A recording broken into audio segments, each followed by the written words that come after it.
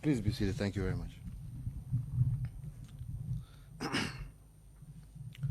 Madam Jacqueline Mugo of the Federation of Kenyan Employers, Brother Francis Atwoli, Secretary General of KOTU, and to all fellow Kenyans participating with us today, let me say what a great pleasure it is to join all workers of Kenya and indeed the rest of the world to commemorate this International Labour Day. On this day, we come together to celebrate our workers as creators and makers of things and to recognize the best efforts of their labor, from factory to factory, from field to field, from office to office. The labor of their hands has without doubt transformed our country from year to year and without doubt from generation to generation. It is a fact that without labor, there can be no prosperity. As one philosopher noted, labor is what brings the difference to everything. Evidently, and without a doubt, labor is the game changer of all progress. And that is why today we celebrate the fruits of our labor with thanksgiving in our hearts, and indeed, as instructed by our national anthem. Fellow Kenyans, when I addressed you on this occasion last year, and my friend Brother Atwoli will remember, the first wave of the COVID-19 had just hit our country. Little did we know at that time that 1 year later we would be celebrating Labor Day under the third wave of this virus. 14 months later, after our first COVID case was reported, our economy has slowed down. Without doubt, our informal sector has shrunk. And in the hospitality sector, some enterprises have literally closed. Similarly, the cogs in the manufacturing sector have stopped turning as fast as they did. And indeed, it is not lost on me that the people most affected by these unfortunate events are the workers of our country. But in these unprecedented times, and unprecedented not only in Kenya, but globally as well, Kenyans have a way of intuitively pulling together and coming up with innovations and building resilience. Indeed, our founding fathers ingrained our national motto of Harambee, or pulling together, into our national psyche, and I am particularly grateful to the labor movement led by Brother Atwoli for keeping the spirit of Harambee alive during the COVID crisis. The labor movement in Kenya has not only pulled together the workers during the dark moments of this pandemic, it has also been a robust co-worker with government in trying to contain the crisis. And this is because it is during moments of crisis like COVID that those who suffer the most are workers, women, and children. This ability to step in and fill the gap during times of crisis is not something that is new to the labor movement here in Kenya. We have heard that when the colonizers banned all political parties in the mid-1950s, creating a crisis of political expression, the labor movement in Kenya stepped in and continued with the struggle for our independence. It became the funnel for political agitation, and when the leaders of the independence movement were detained during the emergency period, the trade unionists quickly stepped in and held fort until they were released.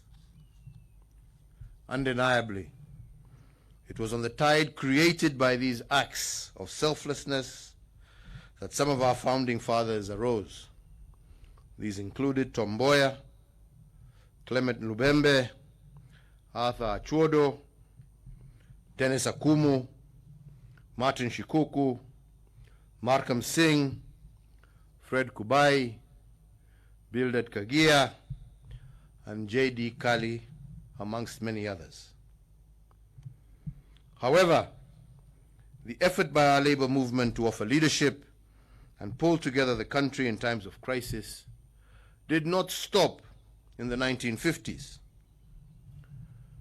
Many may recall that during the post-election violence of 2008, our labor movement was the first one to begin mediation efforts between warring divides. Indeed, their efforts to resolve the crisis had been recorded way before the arrival of the first international mediator. This uncelebrated role of the labor movement in Kenya must be put on record, more so their ability to act swiftly in times of crisis, and for that, as a country, we are grateful. Asante sana. Fellow Kenyans, I have submitted in the past indicating that a crisis like the COVID-19 pandemic represents also threats, but it also represents opportunity. Some get paralyzed by the hurdles, and they, unfortunately, end up doing nothing but complain. But those who see opportunity in the face of challenges also produce innovations. And because there are no workers without industry, I would like to take mention of two innovative industries during the past 14 months of COVID. The first one is Hela Clothing Limited. When the COVID pandemic hit our country, this EPZ company quickly discovered the opportunity and switched to the production of PPEs and face masks. By rejecting paralysis and embracing innovation, this company saved over 300 workers from joblessness. As Hela Clothing Limited was making this transition, the World Health Organization indicated that there was a monthly deficit of 89 million masks globally to fight COVID-19. Faced with this opportunity, Hela was swift to produce 10 million masks during the months of April and May. This meant that a single factory in Kenya manufactured 1 out of 18 masks globally to close the World Health Organization deficit. The second industry I'd like to mention is Bedi Investments, a Kenyan apparel company based in Nakuru, where the COVID pandemic hit. Bedi Investments retooled its productive capacity due to the fall in clothing demand from the West. Over 800 workers stared at unemployment due to falling demand from their partners, especially in the US and Europe. By July of 2020, however, Bedi began producing PPEs and masks.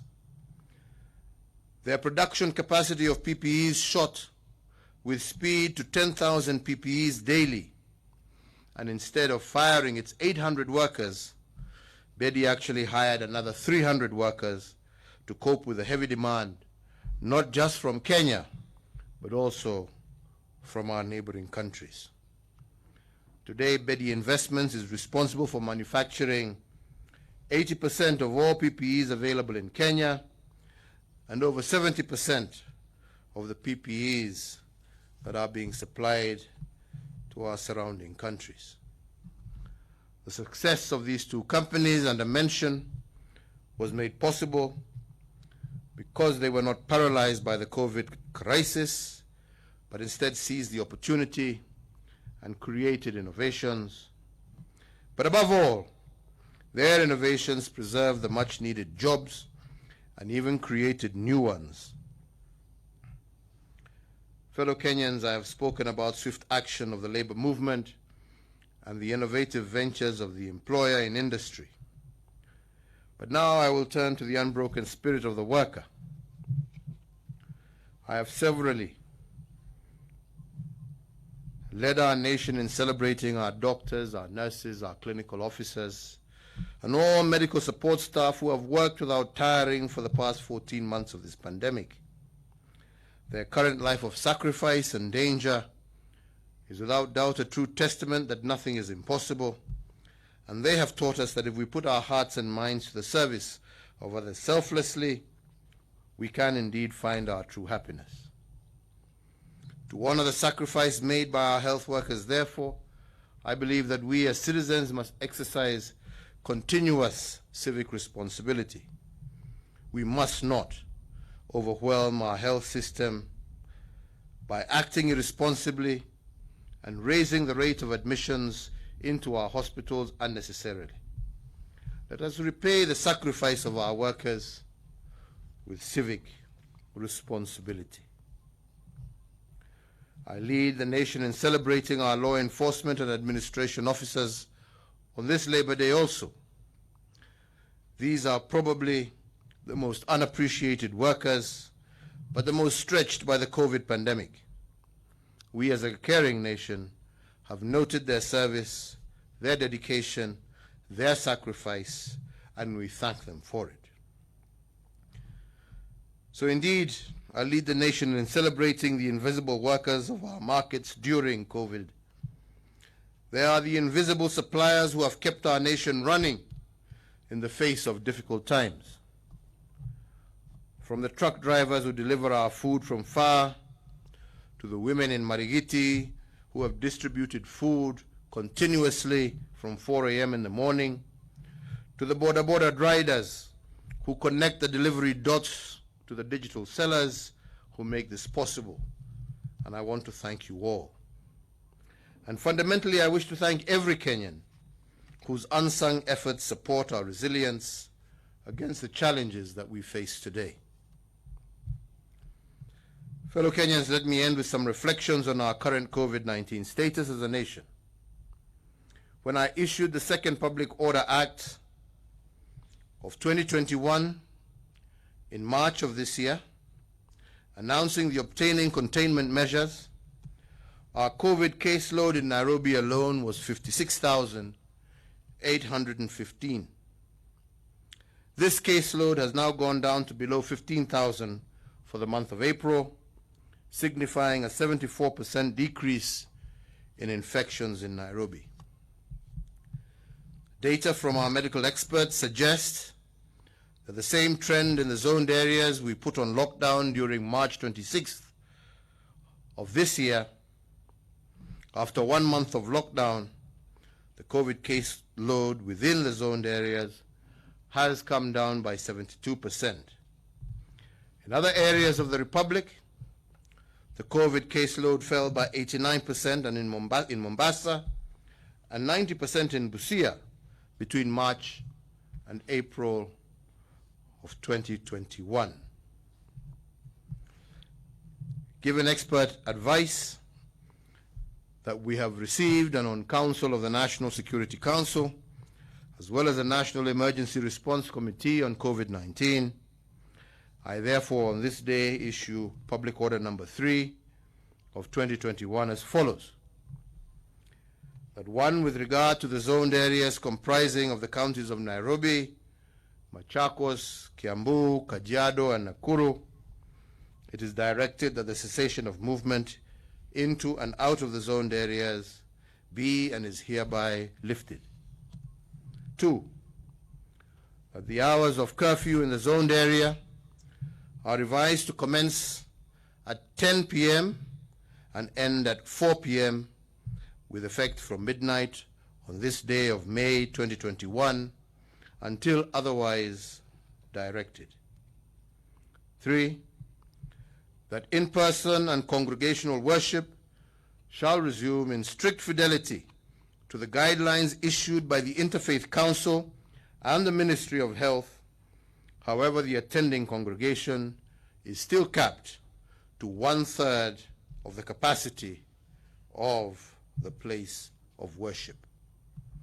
And that 4, the operations of restaurants and eateries in the zoned areas shall resume in accordance with the guidelines issued jointly by the Ministry of Health and the Ministry of Tourism and Wildlife, and restaurants are indeed encouraged to utilize outdoor spaces to maximize on physical and social distancing. For the entirety of the Republic of Kenya, it is directed as follows: that 1, all our educational institutions in all levels of learning shall reopen in accordance with the calendar issued by the Ministry of Education. And 2, that the resumption of sporting activities shall be guided by the regulations to be issued by the Ministry of Health jointly with the Ministry of Sports. 3, that all bars in the territory of the Republic of Kenya are to operate until 7 p.m. And I repeat, 7 p.m.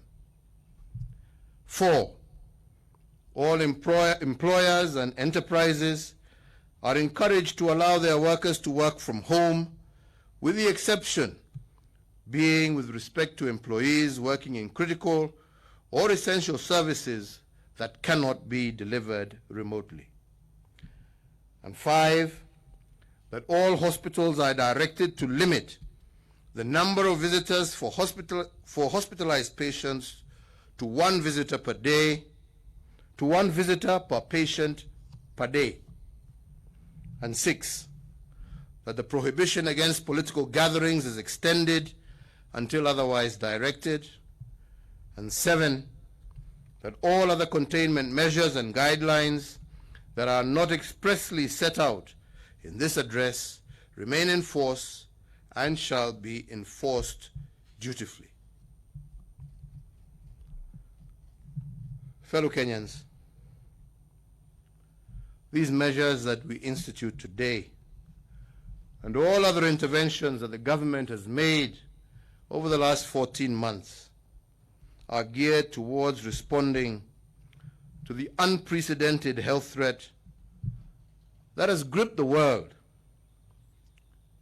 I want to once again reiterate that we have instituted these restrictions with no joy. However,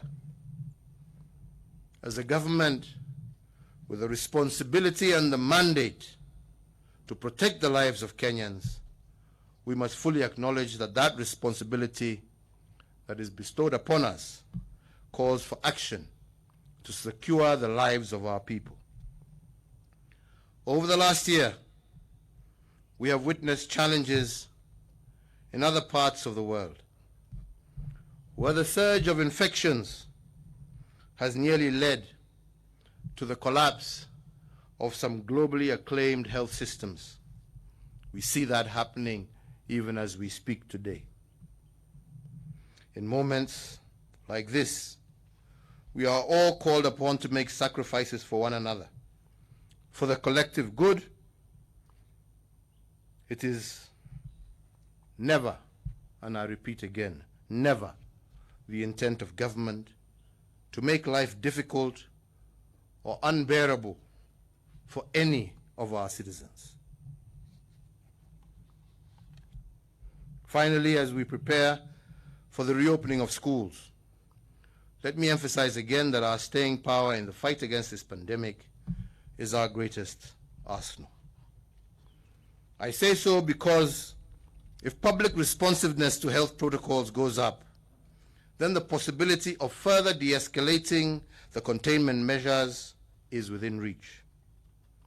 Sadly, however, the opposite is also true, that a surge of infections will also necessitate an escalation of containment measures, a possibility that we all dread. So let us step up together for our motherland. We stand on the precipice of a very difficult situation, ladies and gentlemen. And it pays nothing to politicize or to sensationalize it. It is your life and the life of 50 million Kenyans that we are talking about here. If we partner and work together, we can maintain both the health and lives of our people as well as our economy.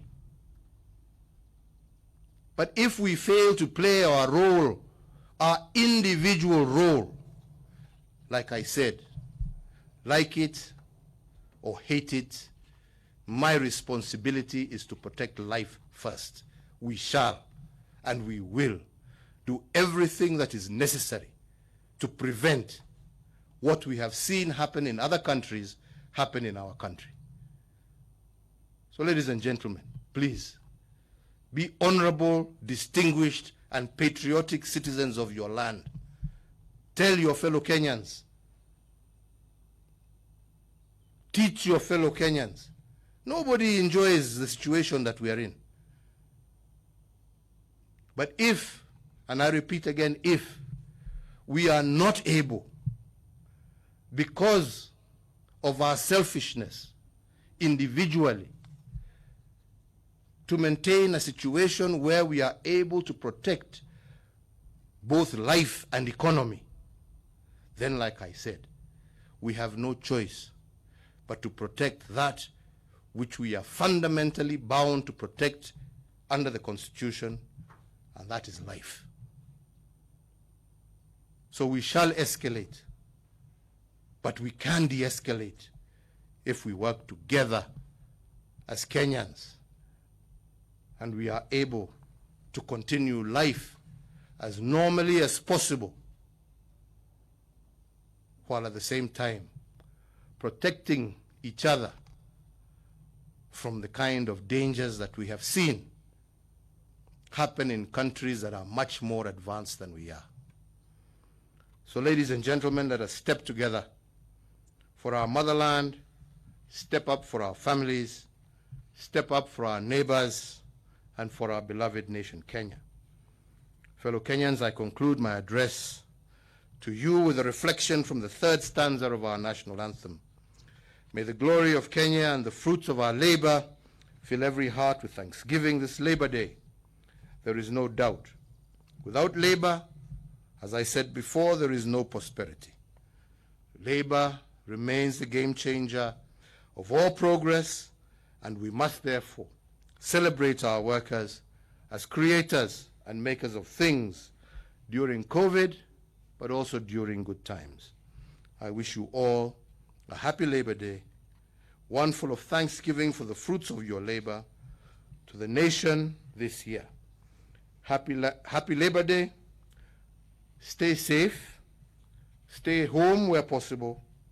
God bless you all, and may God bless Kenya. Asanteni sana. Asante sana Mheshimiwa Rais. Nitaomba sote sasa tusimame kwa heshima ili tuweze kumaliza maadhimisho yetu kwa wimbo wa taifa.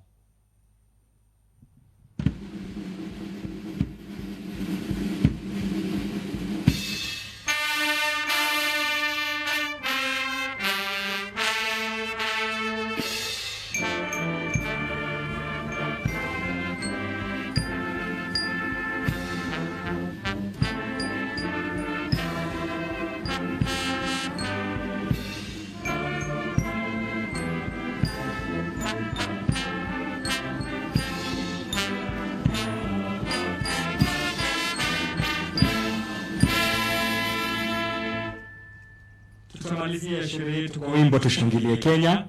Kwa hivyo nitaalika kwaya na bendi yetu kutuongoza.